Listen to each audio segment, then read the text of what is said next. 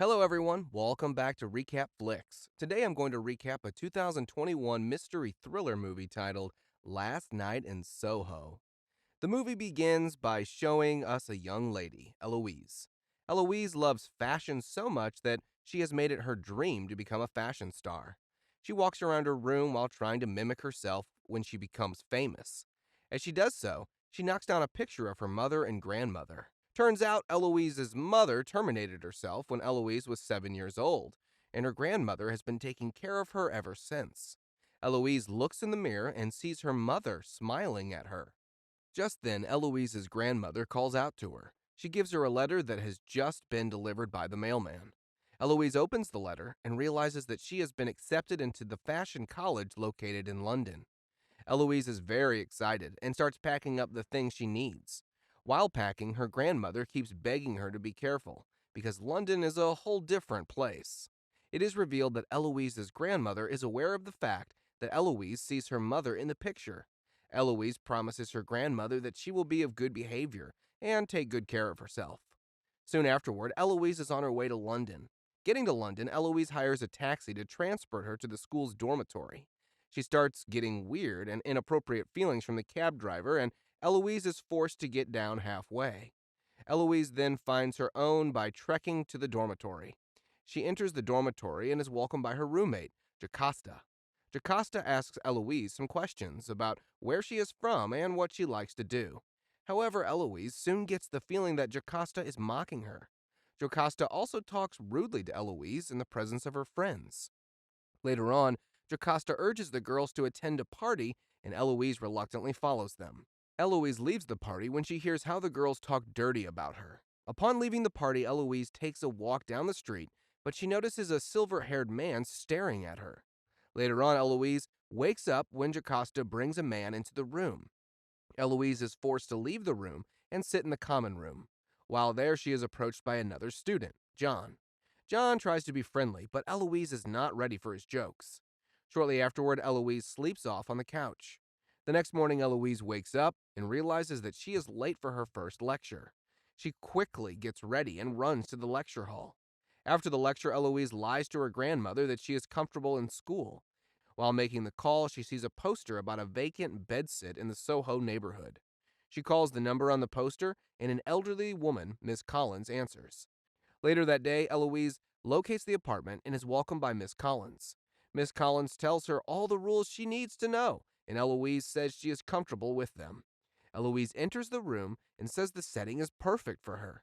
She makes her deposit and quickly goes over to the dormitory to pack her things. Eloise settles down in the room and plays soothing music before lying down to sleep. Just as she falls asleep, Eloise has a vivid dream where she is transported back to the 1960s. At the Café de Paris, Eloise sees and observes a beautiful blonde woman, Sandy. Sandy enters the cafe and inquires about being a singer for them.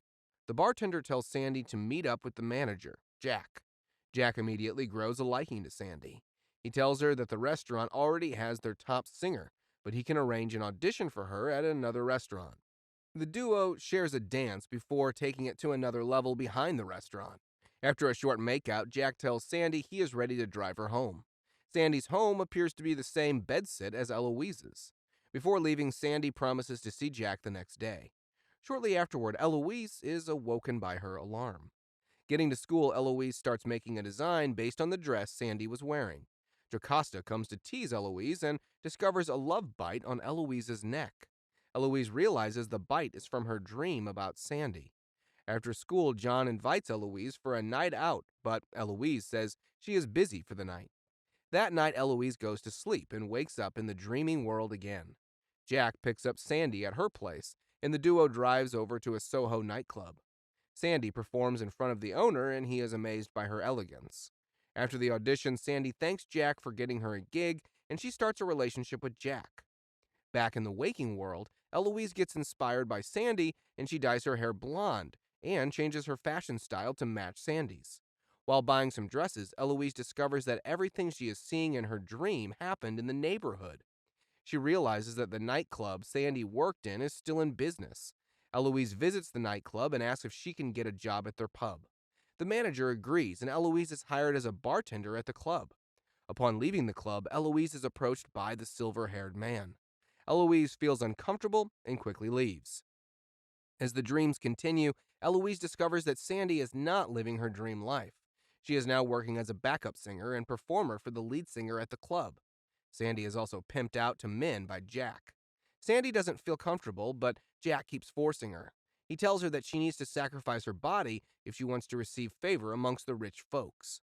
Now in the waking world, Eloise starts acting weird and disturbed by what she has seen.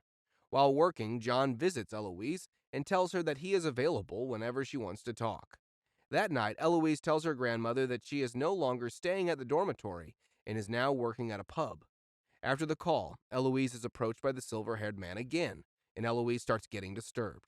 Eloise also starts getting scared to go home because she doesn't want to sleep in her room. Eloise gets home that day and the visions continue. All the rich men start sleeping with Sandy. Eloise sees a man trying to convince Sandy about her lifestyle, but Sandy doesn't listen to him. Eloise wakes up to the waking world and starts getting disturbed by menacing apparitions that resemble Jack and the men who exploited and used Sandy. At school, John invites Eloise to a Halloween party and she agrees. At the party, she gets disturbed by the apparitions and runs out of the party looking scared. John follows her and comforts her. The duo shares a kiss, and John follows Eloise home to continue their romance. As the duo makes out, Eloise enters the vision state and sees Jack killing Sandy with a knife.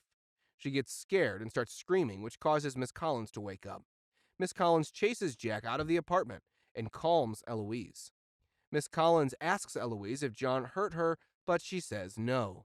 The next morning, Ellie goes over to Miss Collins' room and apologizes for breaking one of her rules. She asks if a girl named Sandy has lived in her room before, but Miss Collins doesn't give her a direct answer. At school, Eloise hallucinates about Sandy being killed, and she runs out of the school frantically. She finds her way to the police station. She tells the cops about the vision she's had.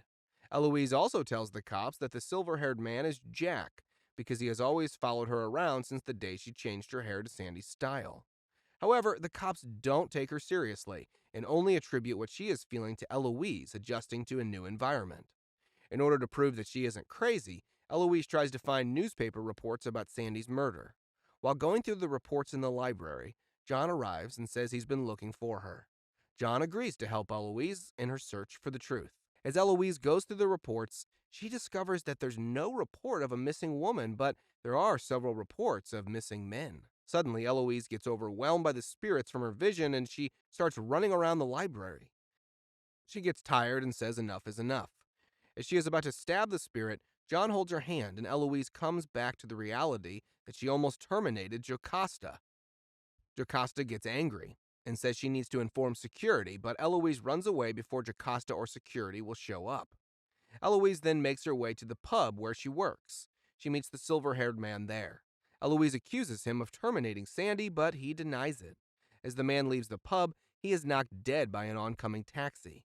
Eloise's boss reveals that the silver-headed man's name was Lindsay, not Jack. Ellie remembers encountering him in her vision. He was an undercover vice officer who tried to encourage Sandy to escape her life's profession. Eloise gets sad and goes to a phone booth to tell her grandmother that she is in trouble. As she makes the call, she sees John run past the phone booth looking for her. John then drives Eloise to her apartment so she can get her things. Eloise tells John to stay in the car and she should come to check on her if she is not back in the next 15 minutes. Upon entering the house, Eloise goes to inform Miss Collins that she is leaving London. Miss Collins then reveals that she is actually Sandy. Eloise's vision of Sandy's death was actually a vision of Sandy terminating Jack when he threatened her with a knife. Sandy then lured the men who always required her service to her room and eliminated them. Sandy then hides their bodies to the house's floorboards and walls. Meanwhile, Miss Collins has also drugged Eloise's tea and intends to terminate her to ensure her silence. Just then, John comes knocking on the door, and Miss Collins holds a knife that she intends to use on John. Eloise manages to stand up to warn, but she knocks over an ashtray, and that causes a fire. Before John could react, he gets stabbed by Miss Collins. Miss Collins then goes after Eloise and tries to terminate her with the knife. Eloise hallucinates that they are going up glass stairs as Miss Collins comes after her.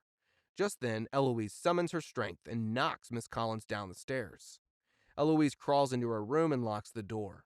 The spirits of Miss Collins' victims emerge from the floor and walls.